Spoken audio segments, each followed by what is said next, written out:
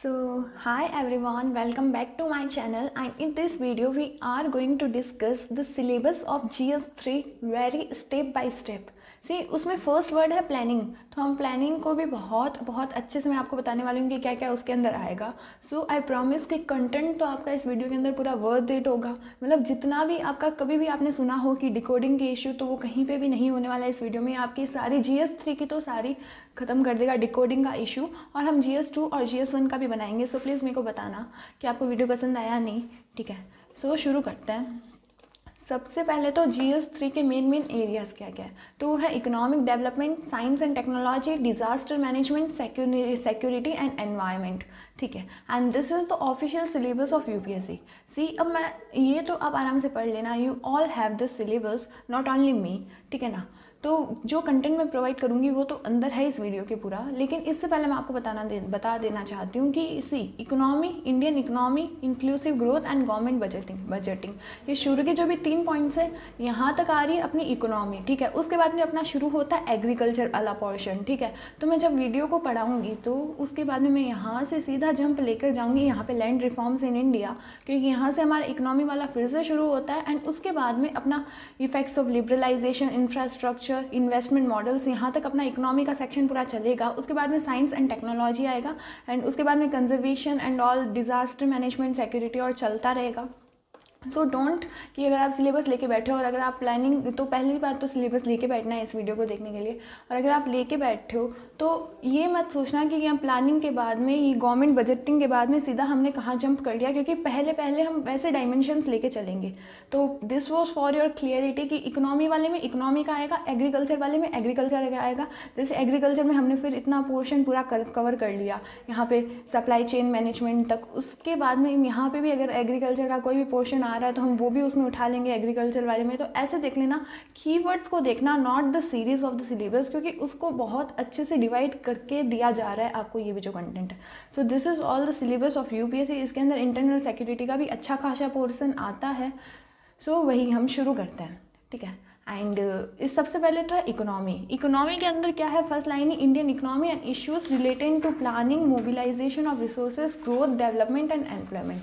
सो planning के अंदर आएगा meaning of planning, need for planning in economic development, imperative versus indicative versus structure planning, objective of planning, Indian planning history, क्या history रही है, शुरू में ब्रिटिशर्स ने किया नहीं किया था प्लानिंग को, तो किस तरीके से हुआ था, techniques of Indian planning, India की किस तरीके से आई है, achievements and failures of Indian planning. जैसे 5 ईयर प्लान्स बहुत अच्छे से आएंगे इसके अंदर में. ठीक है, हमारे 12 5 ईयर प्लान्स पूरे हो चुके हैं, short coming of planning in India. And उसके बाद में आएगा NITI Aayog, national institute of transforming India, इसकी फुल फॉर्म है, एंड वर्सेस प्लानिंग कमीशन. और इसके अंदर नीति आयोग को भी बहुत अच्छे से पढ़ना है, प्लानिंग कमीशन को थोड़ा कम पढ़ना है क्योंकि इसको हटा दिया गया अब 2015 के अंदर. ठीक है, उसके बाद में अपना पोर्शन आता है मोबिलाइजेशन ऑफ रिसोर्सेज. इसका सिंपली मतलब है कि गवर्नमेंट अपने रिसोर्सेज, मतलब पैसे कहाँ से उठाती है, तो financial, human and natural etcetera, ये तो टाइप्स ऑफ रिसोर्सेज है. सबसे पहले तो रिसोर्सेज की बात आती है, तो उसी को देखेंगे, types of resources. Need for resources mobilisation, तो ज़रूरत कहाँ पड़ रही है गवर्नमेंट को, role of saving and investment in the economy, government resources, tax and non tax, मतलब कहाँ से टैक्स करके रिसोर्सेज आ रहे हैं गवर्नमेंट के अंदर, जैसे कि बहुत सारे टैक्स के, और नॉन टैक्स जैसे वहाँ पे आ जाते हैं एस शीट और वगैरह, जैसे भी कोई भी पासपोर्ट और बनाते हैं तो वो सब चीज़ों के लिए. फिजिकल एंड मॉनेटरी पॉलिसी भी इसी के अंदर आता है. उसके बाद में बैंकिंग सेक्टर एंड NBFCs. ठीक है, and capital market, external resource, foreign direct investment, ODA, public borrowing and management of public डेब्ट, challenges in mobilising resources and step that can be taken. So this is the suggestion. ये हमको way forward में answer में UPSC में लिखने में बहुत ज़्यादा हेल्प करते हैं लास्ट के अंदर. सो प्लीज़ इनको मत भूलना, ये तो हर चीज़ में सजेशन घुसेड़ ही देना. ठीक है, एंड उसके बाद में आप देख सकते हो यहाँ पे सिंपली क्या लिखा हुआ है, ग्रोथ. ठीक है, तो ये हम ग्रोथ एंड डेवलपमेंट के बारे में पढ़ेंगे. तो इसमें है meaning of development and growth, क्योंकि ये चीज़ें साथ में चलती है. ठीक है, ग्रोथ क्या है, ग्रोथ होती है एक डायरेक्शन में, और डेवलपमेंट होता है ओवरऑल डायरेक्शन में. ग्रोथ क्या है, ग्रोथ पॉजिटिव भी हो सकती है, नेगेटिव भी हो सकती है. डेवलपमेंट वो सिर्फ पॉजिटिव ही होता है.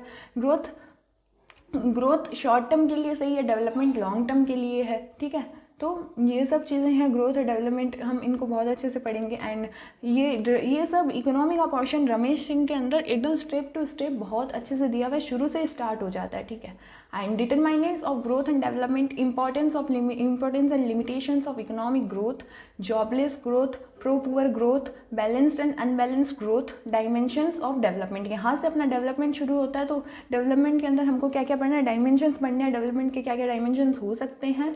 एंड उसके बाद में measurement and indicators of development की कौन सी चीज़ें हैं जो हमें बताती है कि डेवलपमेंट हुआ है, approaches to development, market based approach, role of state and planned approach, mixed economy approach, challenges to development and growth. And ये सब रमेश सिंह के अंदर दिया हुआ है। See I am not sponsoring the book here, but this is what because I have read and I no.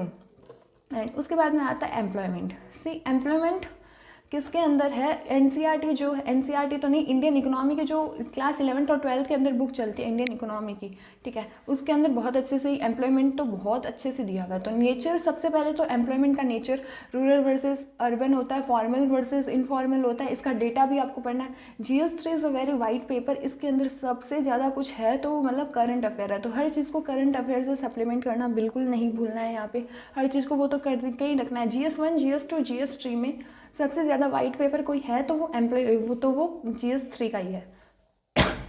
उसके बाद में एम्प्लॉयमेंट के अंदर आएगा natural, nature, rural versus urban, इसके बाद इसके अंदर डिस्गाइज्ड, अंडर एम्प्लॉयमेंट और सीजनल एम्प्लॉयमेंट, स्ट्रक्चर एम्प्लॉयमेंट, ये सब आ जाएंगे। And terms related to employment, labour force participation rate क्या है, एम्प्लॉयमेंट रेट क्या होती है, वर्किंग एज, पॉपुलेशन एट्सेट्रा क्या होता है। And sectoral distribution of employment, किस सेक्टर के अंदर, प्राइमरी, सेकेंडरी एंड टर्शरी के अंदर कैसे एम्प्लॉयमेंट डिस्ट्रीब्यूट हो रही है। And quality of employment, human resources का इसके अंदर आएगा। And causes of lack of employment, ये तो सोशल इशू है, ठीक है। And restructuring of work force, हमको क्या काम करना है, कैसे रिस्ट्रक्चर करना है। एंड गवर्नमेंट इनिशिएटिव, सबसे पहले तो MG NREGA, Mahatma Gandhi national rural employment guarantee act, इसके अंदर आ जाएगा, ठीक है। एंड उसके बाद में सेकंड है inclusive growth and issues arising from it. तो इंक्लूसिव ग्रोथ सबसे पहले तो इसमें क्या है ये तो पता ही, डेफिनेशन क्या है, इसके डायमेंशंस हमको देखने, एलिमेंट्स देखने हैं, नीड क्या ज़रूरत पड़ती है इसकी, इसके इंडिकेटर्स कैसे हमें पता चलेगा कि कैसे इंक्लूसिव ग्रोथ हो रही है। And challenges in achieving inclusive growth in India and 12th 5-year plan and inclusive growth, ठीक है। ये सब भी रमेश सिंह के अंदर दिया हुआ है, सो प्लीज़ वहीं से देख लो क्योंकि बहुत स्टेप बाय स्टेप दिया हुआ है, ठीक है। And if you have any other resources like कोई कोचिंग मटेरियल और वैल्यू एडिशन मटेरियल और you are preferring to some other book, वो भी ठीक है, बट देख लेना कि ये वाले डायमेंशंस तो कवर हो रहे हैं, ठीक है। एंड उसके बाद में आता है गवर्नमेंट बजटिंग, ठीक है। Need for government budgeting, components of government budget, revenue account, revenue receipts and revenue expenditure, capital account, capital receipts and capital expenditure. See, these are not receipts, इनको बोलते हैं receipts, okay. And changes in budgetary process in 2017, measures of government deficit, क्योंकि हर साल government deficit क्या हो रहा है, बढ़ता जा रहा है, ठीक है। तो इसकी क्या क्या रीजंस हैं, एंड रिवेन्यू डेफिसिट क्या होता है, एंड फिजिकल डेफिसिट क्या होता है, और प्राइमरी डेफिसिट क्या होता है। उसके बाद में fiscal policy, deficit reduction, FRBM act, other types of budget outcome, zero waste etcetera, ठीक है। एंड उसके बाद में आता है land reforms in India. And I have given the clarity कि ये लैंड रिफॉर्म्स हम यहाँ पे हम जंप करके आ रहे हैं, हमने एग्रीकल्चर वाला पोर्शन काट दिया एक बार का, ठीक है। इसको हम बाद में देखेंगे एग्रीकल्चर वाले पोर्शन को। तो रेशनल फॉर लैंड रिफॉर्म्स, भाई क्या इनके बिहाइंड ऑब्जेक्टिव है, क्यों करना पड़ रहा है। And components of land reforms, किस तरीके से क्या क्या चीज़ें हैं, क्या क्या हथियार हैं इनके। एंड इम्पैक्ट अगर करेंगे तो क्या आएगा, and problems in implementation of land reforms and success of land reforms, recent initiative, recent government के पॉलिसीज भी इसके अंदर आ जाती है। Land leasing, land acquisition, rehabilitation and resettlement act, ये तो कुछ मेजर पॉलिसीज दी हुई है, और भी कोई है तो इसमें डालना, अपना थोड़ा सा करना, एंड अपना एक बहुत अच्छा सा ब्लेंड लेके आना, ठीक है, अपने सिलेबस का, ठीक है। एंड उसके बाद में effects of liberalisation on the economy, ठीक है। तो effects of liberalisation on the economy के अंदर हमें देखना है phases of liberalisation, impact on different sectors of the economy की, प्राइमरी, सेकेंडरी, टर्शरी, धीरे धीरे अलग अलग सेक्टर्स पे क्या क्या फ़र्क पड़ा है। एंड उसके बाद में आता है changes in industrial policy and there effects on industrial growth, ठीक है। सो इसके अंदर हमको देखना है industrial policy before 1991 and now industrial policy after 1991। उसके बाद में phases of industrial growth, linkage between economic reforms and economic outcome, कि इकोनॉमिक रिफॉर्म्स किस तरीके से हुए थे और उसका आउटकम क्या निकल के आया और उनके लिंक्स क्या क्या है। ठीक है। And weaknesses and failures of industrial policies, कि क्या क्या वीकनेस है, क्या क्या फेलर्स है। नेशनल मैन्युफैक्चरिंग पॉलिसी, गवर्नमेंट की पॉलिसीज जो कि बहुत ज़्यादा इंपॉर्टेंट हो जाती है। SEZ, special economic zones and make in India. और इसके बाद में अगर इसमें नहीं भी लिखा हुआ है तो कुछ रिफॉर्म्स की क्या क्या ज़रूरत है वो अपने आप से देखना, क्योंकि ये चीज़ें बहुत ज़्यादा ज़रूरी है। आपको आंसर फ्रेम करने में वे फॉरवर्ड की तो ज़रूरत होती ही होती है, ठीक है। एंड उसके बाद में आ जाता है इंफ्रास्ट्रक्चर। तो इंफ्रास्ट्रक्चर में तो मोटी मोटी यही चीज़ें होती हैं, एनर्जी हो गया, पोर्ट्स हो गया, रोड्स हो गए, एयरपोर्ट्स हो गया, रेलवेज हो गया, ठीक है, ये ठीक है। एंड उसके बाद में इन्वेस्टमेंट मॉडल्स। तो इन्वेस्टमेंट मॉडल्स किस तरीके से होगा कि इन्वेस्टमेंट की सबसे पहले तो ज़रूरत क्या क्या है, पहले ये देखेंगे अगर ज़रूरत है तो अब सोर्सेज क्या क्या है। उसके बाद में टाइप्स क्या क्या है, और टाइप्स में ये क्या आएंगे, domestic investment models, public investment model है इसके अंदर, प्राइवेट इन्वेस्टमेंट मॉडल है, और public private participation investment model, अब दोनों मिलकर कर रहे हैं, ठीक है। एंड उसके बाद में है foreign investment model, foreign direct investment and foreign institutional investment. ये दिखने में जितने हार्ड लग रहे हैं उतने है नहीं अंदर से। You just have to keep your mind calm and just study, okay, समझ कर। And sector specific investment models, जैसे इंडस्ट्रियल के लिए कोई स्पेशल इंडस्ट्रियल मॉडल है तो वैसे। And cluster based investment models, या किसी क्लस्टर बेस्ड मतलब मिलाकर। And investment models followed by India. अब ये तो हमने पढ़ लिया कि क्या क्या है, तो इनका बेसिक रीज़न ही यही था। बेसिक रीज़न मतलब पहले तो बहुत अच्छे से बता दिया गया था कि क्या क्या होते हैं, किस तरीके से इन्वेस्टमेंट्स होते हैं। उसके बाद में अब हमको देखने हैं कि कौन कौन से इन्वेस्टमेंट मॉडल्स इंडिया के द्वारा फॉलो किए गए हैं। तो इसके कोई भी सब नहीं है, क्योंकि आपको बस देखना ही है कि इंडिया के क्या क्या है, क्या क्या पॉलिसीज़ इंडिया में लगाई गई थी उस तरीके से, ठीक है। उसके बाद में अपना आता है एग्रीकल्चर। इसके एग्रीकल्चर ही है इस वाले में, तो इकोनॉमी एग्रीकल्चर दो ही मोटे मोटे बहुत अच्छे पोर्शंस हैं। एंड एग्रीकल्चर के तो बहुत मेजर पार्ट कवर करता है, ठीक है। तो सबसे पहले तो major cropping patterns in various parts of the country, ये तो पता होना ही चाहिए। इसके अंदर इंपॉर्टेंस ऑफ क्रॉपिंग पैटर्न, क्योंकि हम क्रॉपिंग पैटर्न पढ़ रहे हैं तो क्यों पढ़ रहे हैं, पहले उसकी इंपॉर्टेंस तो देख लो। उसके बाद में क्या क्या टाइप्स है, उसके बाद में reasons Y cropping pattern differ, क्योंकि ये सब तो बहुत जीनियरली क्वेश्चंस बनी जाते हैं क्योंकि if you have a curious mind तो जीनियरली ये सब क्वेश्चंस तो बनी जाते हैं, और यही इनके नॉर्मल डायमेंशंस होते हैं जो हमको डिकोड करने में बहुत ज़्यादा प्रॉब्लम आ रही होती है, ठीक है। एंड उसके बाद में फैक्टर्स इन्फ्लुएंसिंग क्रॉपिंग पैटर्न की, मतलब किन किन चीज़ों की वजह से हमारा क्रॉपिंग पैटर्न है जो बदल रहा है। Emerging trends in cropping pattern, long run effects of current trends in cropping pattern. जैसे कि नॉर्मली गन्ना जो होता है आजकल पंजाब वाले, बिहार वाले साल में 3 बार उगा रहे हैं, तो भाई क्या चीज़ है ये, क्यों, कैसे, इतना पानी कहाँ से। या फिर जैसे कि राजस्थान में किस तरीके से खेती का, मतलब वहाँ पे किस तरीके से, और नॉर्थ वेस्टर्न में कहाँ हो रही है, साउथ में किस तरीके से हो रही है एग्रीकल्चर, इस तरीके से। एंड उसके बाद में आता है different types of irrigation and irrigation system storage, क्योंकि ये बहुत ज़्यादा, क्योंकि इंडिया में वैसे ही पानी का इशू लेकर रहता ही है। तो सबसे पहले तो मोड्स ऑफ इरीगेशन, जैसे कि ड्रिप इरीगेशन हो गया, कुएं से पानी ला रहे हैं, कोई और तरीके से ला रहे हैं, सोर्सेज ऑफ इरीगेशन। एंड उसके बाद में चूजिंग एन इरीगेशन सिस्टम, क्यों कैसे चूज़ हो रहा है वो। And problems associated with irrigation, क्योंकि प्रॉब्लम्स हमें इसलिए पढ़नी है क्योंकि being an officer in the future you just have to solve this problems and you have to give the way forward कि किस तरीके से ये चीज़ें, if I am a DM और एनी एल्स ऑफिसर, तो मैं किस तरीके से सॉल्व करूँगा। तो प्रॉब्लम्स किस तरीके से मैं पहचानूंगा कि किस तरीके से प्रॉब्लम्स आएगी, एंड देन मैं किस तरीके से उनको सॉल्व करूँगा। तो उसके बाद में progress of irrigation under 5 year plans, ये तो वैसे इंपॉर्टेंट हो जाता है। And environmental effects of irrigation and need for systematic irrigation reforms, need for a national water policy, ठीक है। एंड उसके बाद में transport and marketing of agricultural products and issues and related constraints. तो process of agriculture marketing channels क्या क्या है, functionaries क्या कॉस्ट पड़ता है। एंड इसके अंदर करंट भी, जैसे कि अभी जो MSP वाला इशू और आता है कि क्योंकि उन्होंने मार्केट में कोई चेंजेस करने का भी बोला था गवर्नमेंट ने उस टाइम में, तो ये सब करंट तो इस वाले पूरे पेपर में साथ में लेकर चलना ही चलना है। एंड उसके बाद में role of FCI, regulated markets, warehousing की उनको प्रॉब्लम आती है तो कैसे उसको सॉल्व करें, cooperative marketing, shortcomings of current agriculture marketing process. तो if I am looking for only cooperative marketing, तो ये क्या है, ये किस तरीके से इसके इफेक्ट्स है, क्या इसकी इंपॉर्टेंस है, एंड क्या इश्यूज आ रहे हैं, तो ये सारे डायमेंशंस अब इसके अंदर आप खुद अपने आप पढ़ लेना, ठीक है। एंड उसके बाद में short coming of current agricultural marketing process, अभी जो है उसकी क्या क्या ड्रॉबैक्स हैं and APMCs, National Agricultural Market and Farmer Producer Organization, Contract Farming, Future Trending in Agricultural Commodities, ठीक है। एंड उसके बाद में क्वेश्चन आता है अपना technology in the aid of farmers technology mission. तो इसके अंदर कोई अगर आपको अलग डायमेंशन ले रहा है या कोई करंट में न्यूज़ है तो वो, and government initiatives and concentrate in technology implementation, और ये है क्या, किस तरीके से ये वर्क करता है वैसे, और कोई सजेशंस, बस। एंड उसके बाद में issues related to direct and indirected farm subsidies and minimum support price, बहुत ज़्यादा हॉट टॉपिक है, बहुत ज़्यादा चांसेस रहते हैं इसके अंदर बनने के, बहुत। एंड एग्रीकल्चर प्राइसिंग पॉलिसी कि कैसे कैसे प्राइस होते हैं, और उसके बाद में रैशनल फॉर सब्सिडीज, ऑब्जेक्टिव्स क्या है सब्सिडी के, क्यों दी जा रही है, तो अगर दी जा रही है तो टाइप्स ऑफ सब्सिडीज क्या टाइप्स हैं उनके, effectiveness, extent and problems of subsidies, हम दे रहे हैं फिर भी क्या प्रॉब्लम आ रही है। उसके बाद में clash with WTO agreement, WTO बोलता है कि आपको इतनी सब्सिडी नहीं देनी है और फिर भी हम हमारे फार्मर्स को दे देते हैं, तो वो क्या है, और ये हमेशा ही करंट में कंट्रोवर्सी रहती है, ठीक है।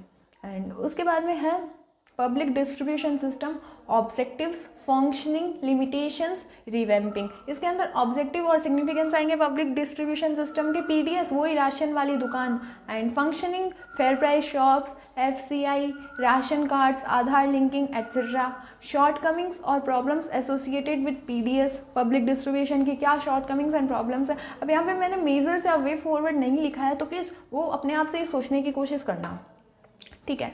एंड उसके बाद need to improve the working of PDS, इसमें अब क्या क्या इश्यूज आ रहे हैं, तो क्या ज़रूरत है कि हम इम्प्लीमेंटेशन करें। Measure to improve the loopholes and lacunas associated with PDS, कि कहाँ कहाँ पे लूप होल्स हैं, तो अब उनको हम किस तरीके से टैकल करने वाले हैं। And step taken by government in this regard, और गवर्नमेंट ने क्या क्या करके रखा है, ठीक है। एंड उसके बाद में आएगा issues of buffer stock and food security, this is again a very important topic. And buffer stock, इसका ऑब्जेक्टिव क्या है, क्यों बनाया जाता है, नॉर्म्स इन इंडिया, इंडिया में ये सिस्टम किस तरीके से काम करता है। Impact of government procurement and distribution, need for food security, MFSM and other food security related government initiatives, ठीक है। एंड उसके बाद में आएगा इकोनॉमिक्स ऑफ एनिमल रियरिंग, ठीक है। दिस इज मीन्स इसके अंदर, क्योंकि इकोनॉमी में इसके ऊपर अब एग्रीकल्चर वालों को हमको हटा के इसी पे डिपेंडेंट बनाना है थोड़ा सा उनके साइड इनकम के लिए, तो ये वैसे थोड़ा सा इंपॉर्टेंट हो रहा है, ठीक है। एनिमल हस्बेंड्री इन इंडिया क्या है, and dairy industries in India, ठीक है। तो कौन कौन सी इंडस्ट्रीज़ है, उनके क्या क्या बेसिक फीचर्स है, ठीक है। एंड पोल्ट्री फार्मिंग, ठीक है। उसके बाद में मीट इंडस्ट्री, फिशिंग इंडस्ट्री। अब देखिए मैंने आई हैव गिवन यू ए सब टॉपिक मीट इंडस्ट्री, सो इसके इंटरनल चीज़ों को तो आपको ही पढ़ना है ना, क्या क्या डायमेंशंस है। Now I am not going to help you at each point, but बहुत ज़्यादा आपको एक बहुत ऑर्गेनाइज करके चीज़ें मिल चुकी है, ठीक है। And please understand that how much hard work it requires. This is a blend of coaching material and I have used my limited knowledge, and इसी के साथ में मैंने बहुत here and there हाथ पैर मार के ये वाला कंटेंट मैं आपके सामने लेके आई। उसके बाद में आराम से ये 50 स्लाइड्स हो गई है, तो एक एक को लिखना and banana. So please appreciate this work, because I know कि रिकॉर्डिंग में कितनी ज़्यादा प्रॉब्लम होती है, सबसे ज़्यादा बिगिनर को इसी के अंदर होती है, ठीक है। So please appreciate this and थोड़ा सा दिमाग खुद में लगाने की कोशिश करना, क्योंकि UPSC is again what thinking ही है। अगर वो डेवलप नहीं करोगे तो फिर कुछ नहीं होगा। इतना दे दिया तो अब इसको भी सोचो कि ये पॉइंट्स कैसे निकल कर आए हैं और अब इनमें से हम और क्या पॉइंट्स निकाल सकते हैं। वैसे मेजर तो यही है, मैंने आपको बहुत 90 to 95% तक मैंने आपको बता दिया। कोई एक दो रह जाए तो I can't sorry for it. And उसके बाद में poultry farming, meat industry, fishing industries, government schemes and intervention to promote animal rearing. ये तो वैसे ही ज़रूरत हो जाती है, गवर्नमेंट की चीज़ें तो हमको याद करनी ही होती है। एंड उसके बाद में आता है food processing and related industries in India. उसके बाद में स्कोप एंड पोटेंशियल इंडिया की इंडस्ट्रीज़ का इंडिया के अंदर क्या क्या स्कोप है, क्या क्या पोटेंशियल है, इनकी क्या क्या इंपॉर्टेंस है, सिग्निफिकेंस क्या क्या है, इनकी लोकेशन ये कहाँ पर इस जगह है, तो क्या ये रॉ मटेरियल के पास में सिचुएटेड है या नहीं है, तो क्यों नहीं है, कॉन्स्ट्रेंट्स एंड चैलेंजेस, वही प्रॉब्लम्स क्या क्या है, upstream and downstream requirements, supply chain management. And उसके बाद में गवर्नमेंट पॉलिसीज़ एंड इनिशिएटिव्स, ये उनके कुछ उनके पॉलिसीज़ के नेम है और उसके साथ में अलावा जो आपको अलग से दिखे वो भी करने हैं। उसके बाद में एक बहुत अच्छा पोर्शन आ जाता है interesting science and technology, because this is a word of technology. तो इसकी इंपॉर्टेंस आज के ज़माने में बढ़ती ही नज़र आ रही है, ठीक है। And development under application and effects in everyday life, see this is a very dynamic, बहुत ज़्यादा डायनेमिक है इसके अंदर portion. And toppers say that only इसका करंट अफेयर ही कर लो और किसी की ज़रूरत नहीं है, बट डिपेंड्स ऑन यू कि आप कम से कम लास्ट के 10 साल के जो जो इन्वेंशन है उनके बारे में तो पढ़ के जाओ ना। सो दिस इज़ वॉट कि आप ही को करना है, बिकॉज उनको जस्ट 30 to 35 मिनट्स में कुछ चीज़ें बतानी होती है and they can't help you everything, ठीक है। एंड उसके बाद में development under applications and effect in everyday life, मतलब किस किस तरीके से साइंस एंड टेक्नोलॉजी का इवोल्यूशन हुआ है, किस किस तरीके से चीज़ें डेवलप हुई है, ठीक है। तो इसके अंदर आएगा chemicals in food, artificial sweetening agents, food preservatives. ये I have given you some lines, some मैंने आपको ब्रॉड लाइंस दे दी गई है। अब इसके अंदर भी जो भी चीज़ें आ रही है जैसे करंट में आ रही है तो वो प्लीज़ आप अपने हिसाब से लगाइए कि हाँ ये वाला पोर्शन मैं इसके अंदर डाल सकता हूँ या ये चीज़ें मैं निकाल सकता हूँ। दिस इज़ योर एक्स्ट्रा क्या बोलते हैं वर्क, जो आपको एक्स्ट्रा मार्क्स फेच करने में हेल्प करेगा, ठीक है। और इसके बाद में artificial sweetening agents, food preservatives, drugs के अंदर आएगा एंटा एसिड, एंटीसिएटाइन्स। और ये भी देख सकते हो कि आप इनसे क्या क्या क्राइम्स हो रहे हैं, किस तरीके से हो रहे हैं, कहाँ कहाँ पे यूज़ हो रहे हैं, तो ये डायमेंशन पे आप निकाल सकते हो इनकी। It depends on you just. Neurological active drugs try and sorry I am not speaking the name of this one and ठीक है, antibiotics, antiseptic and disinfectant, anti fertility drugs etcetera. Anti fertility drugs use in family planning and all. तो ये सब इनके अच्छे से देखने uses क्या क्या है, कहाँ से आ रही है, किस तरीके से आ रही है, कुछ फैक्ट्स एंड फिगर्स, ये सब। क्लीजिंग एजेंट्स जिसके अंदर आएगा सोप्स एंड सिंथेटिक डिटर्जेंट्स, ठीक है। उसके बाद में अगर कोई डायमेंशन रह गया तो please do it by your self. मैंने अपनी तरफ से पूरी कोशिश की है कि कोई भी ना रहे। एंड उसके बाद में glass, water softener, water purification, disinfection, microwave oven etcetera, ठीक है। एंड उसके बाद में achievements of Indians in science and technology, very important, you must do it by heart.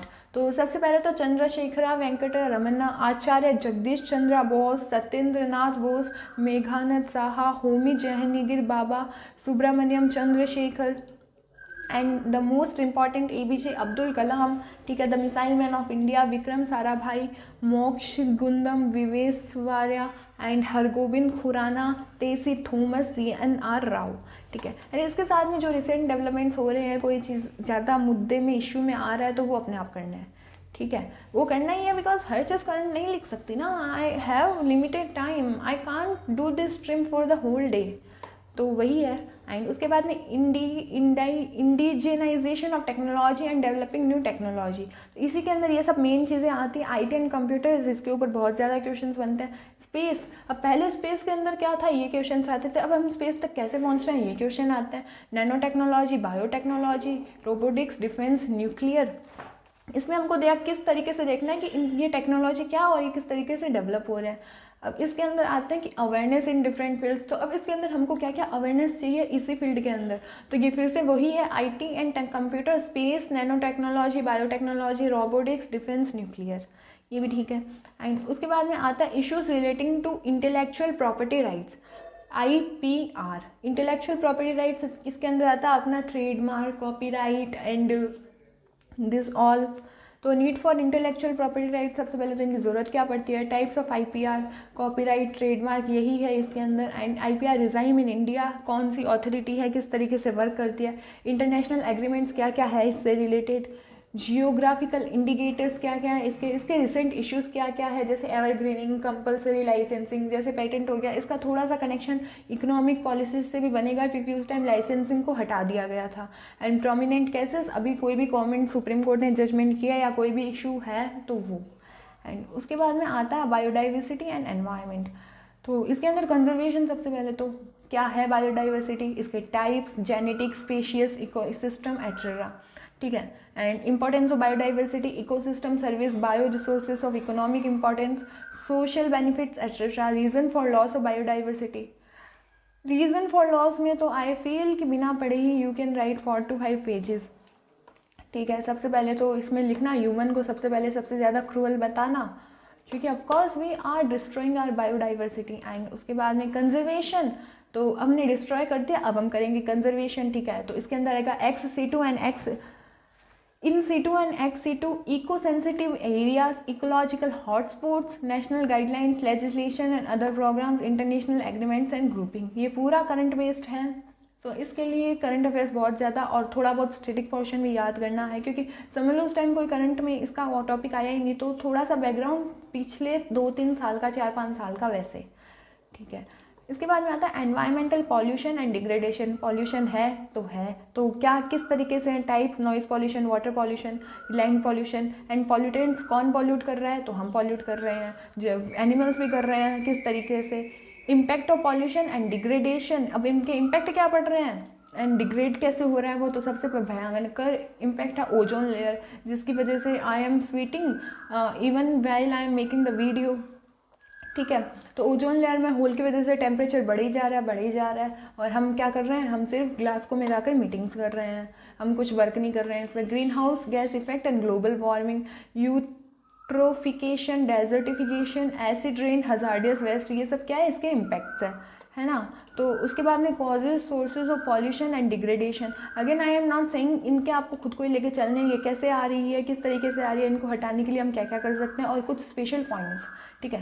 And उसके बाद में causes, sources of pollution and degradation, prevention and control of pollution and degradation, national environment agencies, legislation and policies and international environment agencies and agreements, ठीक है।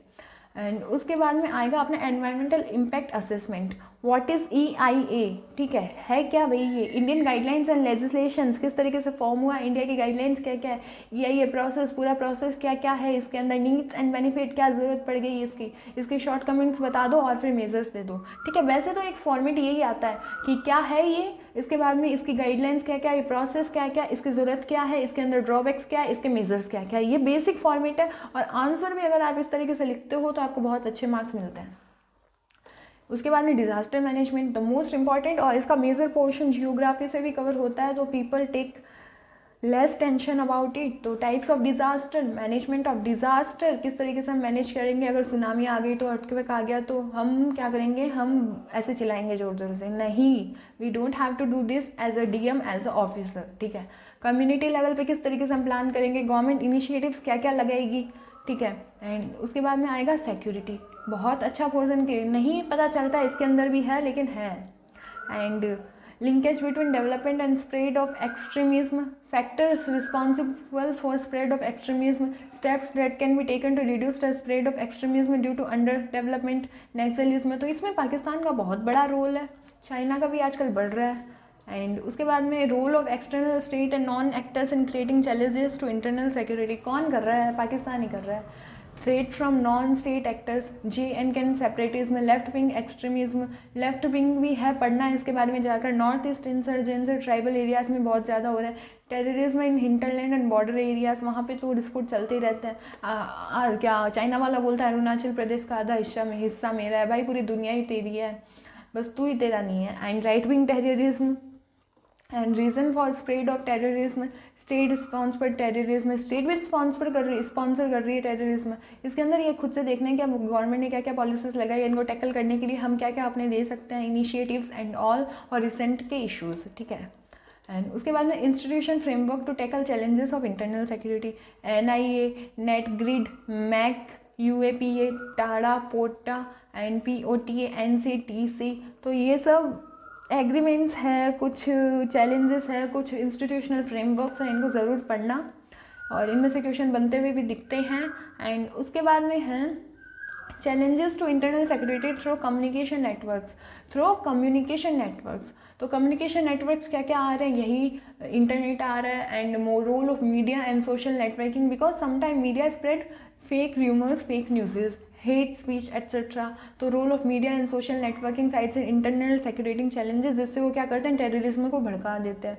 तो challenges in managing social media, ये बहुत अच्छा topic है, बहुत hot है। And steps that can be taken, इसको हम वे फॉरवर्ड भी बोलते हैं, ठीक है। उसके बाद में basics of cyber security hacking सबसे ज़्यादा प्रोमिनेंट है, बहुत ज़्यादा होती है।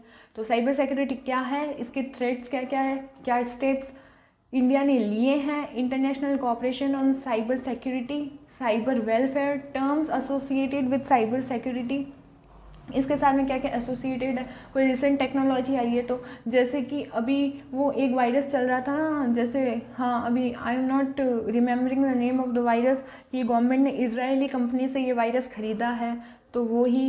एंड उसके बाद में money laundering and it's prevention, तो प्रोसेस ऑफ मनी लॉन्ड्रिंग, इसका इम्पैक्ट क्या क्या है, चैलेंजेस क्या क्या, स्टेप्स जो हम ले सकते हैं and terms related to money laundering, ठीक है, दिस इज़ वेरी इजी, ठीक है। एंड उसके बाद में security challenges in their management in border areas, तो challenges in managing border security coastal and terrestrial, एक तो पानी में और एक पानी के ऊपर, ठीक है। एंड लैंड बाउंड्री डिस्प्यूट्स कौन कौन से, भाई सबसे ज़्यादा तो इसके साथ में पाकिस्तान के साथ में, उसके बाद में अपना थोड़ा बहुत है, उसके साथ में चाइना के साथ में बहुत ज़्यादा उछल रहा है वो भी आजकल, कभी कभी श्रीलंका के साथ में भी देखने को मिलता है, और आसपास वाले एरियाज़ को देखना, बांग्लादेश के साथ में भी था लेकिन उसका अमेंडमेंट एक्ट के थ्रू हमने सलटा लिया है उस काम को।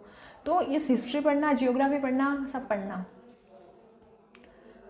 एंड उसके बाद में linkage of organise crime with terrorism, types of organise crime, oh my god, so crimes are also organised, you can see. And challenges in controlling organise crime, तो इनको कंट्रोल करने में क्या चैलेंजेस आ रहे हैं, इंडियन कंटेक्स्ट में हम इनको देखेंगे अब क्राइम्स को, तो link between organise crime and terrorism, organise crime और टेररिज्म के बीच में क्या क्या लिंक है वो। एंड उसके बाद में है various security forces and agencies and their mandate, तो central arm police force, central parliamentary force, security and intelligence agencies, IB, रो एंड वा and etcetera, I don't remember the full form please, ठीक है। सो इन सबको देखना, बहुत अच्छे से डायमेंशंस निकालना, कोई भी मतलब मेजर इशू, जैसे अभी प्रधानमंत्री के सिक्योरिटी में क्या हुआ था, ब्रीच हो गया था, वो पंजाब जा रहे थे किसी रैली के अंदर, तो वो सब चीज़ें। And I hope I have given a very very big idea, आप अब अच्छे से पढ़ना शुरू कर सकते हो। And if you are struggling with resources of GS3, I have already made a video, I will give the description, क्या link in the description, I will provide you, बहुत अच्छे से मैंने उधर एक्सप्लेन कर रखा है, बट वो ही है, ये बहुत ज़्यादा करंट है, तो इसका बेटर सजेस्ट यही है कि आप अपने ही शॉर्ट नोट्स बनाएं, बुलेट पॉइंट्स बनाएं, साइनेप्सिस बनाएं, तो वो ही आपको एट द एंड सबसे ज़्यादा हेल्प करेंगे। And stick to some resources and just don't change them, okay, and just don't cheat with yourself कि आप पढ़ रहे हो नहीं पढ़ रहे हो, be honest to yourself. And this was all for this video, thank you so much, just please appreciate what the work had been done to provide you the type of content. This content is paid at many of the coaching, so please इसको गहराई में जाना थोड़ा सा। And thank you so much, bye bye, take care.